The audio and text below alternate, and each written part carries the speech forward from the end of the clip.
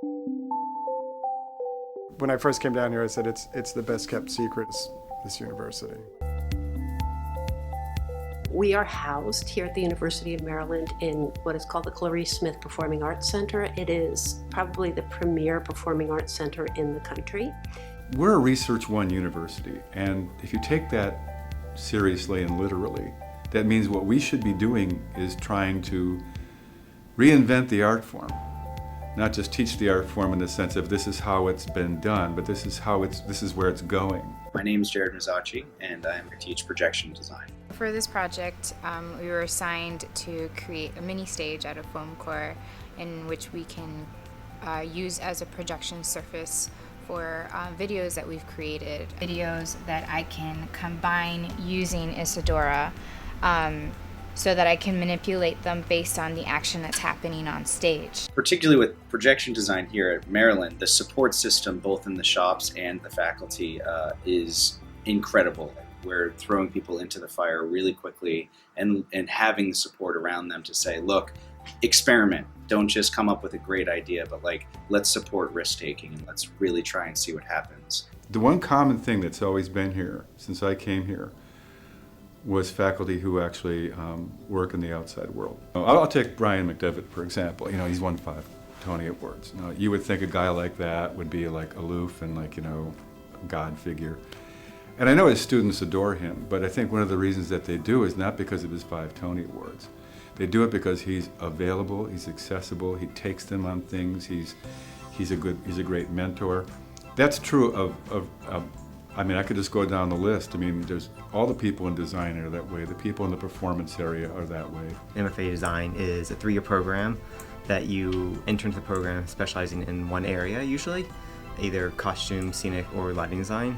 You take basic classes that deal with how do you strengthen your concept of what a show should be, meaning how to tell the story better through light. So we have really odd angles, very black and white. You don't really see any color at all. I think at the University of Maryland here is ETC line equipment.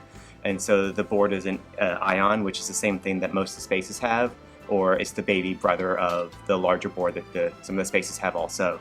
And it's the same standard board that's used anywhere in the professional theater world. We display all of our work at Studio Theater down in DC. We set up a big display in their lobby, and everybody in the area, some people from New York come. We invite 3 Broadway designers to come, 1 from each discipline, to come and look at the work. I talk to artistic directors and production managers, designers themselves, and they always tell me that they look forward to the design exhibition every year. I'm so gung-ho about let's just get you out there. We have somebody out in Milwaukee. I have one of my undergraduate students on tour with the Builders Association right now. You may be assisting one of your mentors in a professional show. My students come with me to New York. I was the assistant set designer for The Tempest. It's directed by Aaron Posner and Teller from Penn & Teller, and Dan Conway, my mentor, did the set for it. It was built in Boston and shipped to Vegas. What I learned is how to execute a design of that grandeur for a show that complex. So I just came from a professional design meeting downtown, and I'm currentely compiling my old research into new research to help further the idea and based off the reactions of the directors and the teams.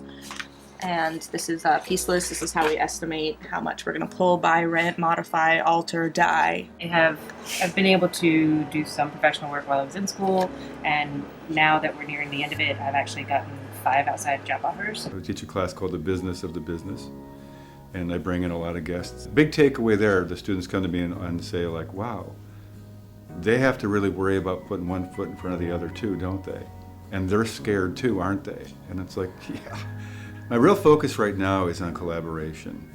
I just taught a class, it's a new class called The Art of Collaboration. I taught it for the design students.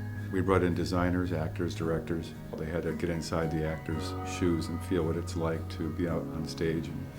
We work collaboratively with music, with a library, dance with theater, costume with performance studies as much as possible. So we're all learning from each other, and our students have a facility for being flexible and for understanding different angles of approaching any kind of research. I teach the undergraduate and the graduate courses in how to teach dance, and that includes a little bit of history, a little bit of somatics or anatomy and physiology, a little bit about the movement analysis work as well. They do an analysis that says this is what this person is really good at, this is what they're privileging in their movement communication, and here's what I would help them to achieve that would be new or different or add to the palette. I actually was resident designer and shop manager for 8 years at a company in North Carolina before I came here, and the reason that I chose this program is because it was artist focused. You're sort of an artist first and the costume designer second. It was like the only school out of the 5 schools that I applied for that really had the sense of family, and the students were really kind of like a cohort, like a family, and really supportive atmosphere that I did not see in other schools, and I like that because this is kind of the only time in our life when we get to work with other designers. The numbers of student to teacher, the number of shows they get to design, the quality of show they get to design, the quality of work, the quality of the portfolio that comes out of here. UMD knows what's up. We're it.